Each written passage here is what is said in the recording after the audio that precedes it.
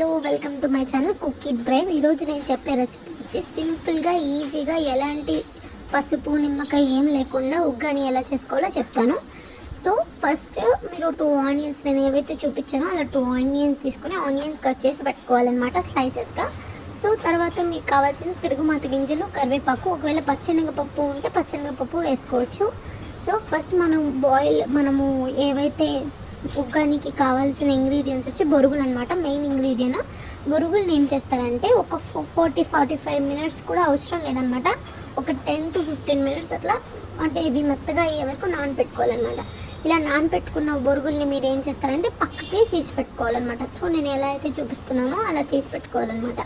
ఇలా తీసి పెట్టుకున్న తర్వాత బౌల్ నీట్గా క్లీన్ చేసుకొని ఏ బౌల్లో అయితే మీరు తీసుకున్నారో ఆ బౌల్లోనే 4 టేబుల్ స్పూన్స్ ఆయిల్ వేసి తిరుగుమాత గింజలు, కరివేపాకు వేసి అవి వేగిన తర్వాత ఇలానే మీరు పచ్చెనగపప్పు అని చెప్పాను కదా అవి కూడా వేసుకొని కాసేపు ఫ్రై చేసుకోవచ్చు.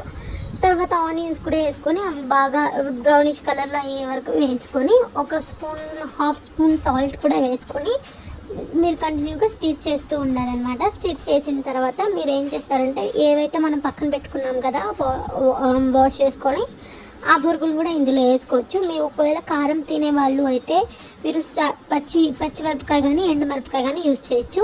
సో నేను అవి ఎక్కువ యూజ్ చేయను కాబట్టి నేను దీంట్లో చికెన్ మసాలా అనేది ఒక టేబుల్ స్పూన్ వేసాను అనమాట. హాఫ్ టేబుల్ స్పూన్ వరకు బాగా కలుపుకుంటూ ఉండి వన్స్ ఇలా బ్రౌనిష్ కలర్లోకి మారిన తర్వాత మనం వాటిని సపరేట్గా తీసి బౌల్లోకి సర్వ్ చేసుకోవచ్చు అనమాట. సింపుల్గా ఫాస్ట్గా ఈజీగా ఏ రెసిపీ, ఇందులో ఎక్కువ ఇంగ్రీడియంట్స్ కూడా ఉండవు. బ్యాచిలర్స్ కానీ హాస్టలర్స్ కానీ ఎవరైనా యూస్ చేసుకోవచ్చు. సో ఈజీగా చేసే రెసిపీ అనమాట. నేను లాస్ట్లో మీకు పిక్స్ కూడా యాడ్ చేస్తాను ఎలా ఉంది అనేది.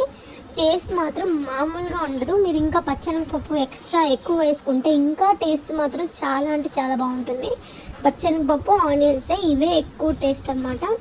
సో ఇలా సింపుల్గా ఈజీగా ఈవినింగ్ స్నాక్స్ ఐటమ్ కానీ నైట్ డైట్ చేసే వాళ్ళకి డిన్నర్ ఐటమ్స్కి కానీ బాగా యూస్ అవుతుంది అనమాట.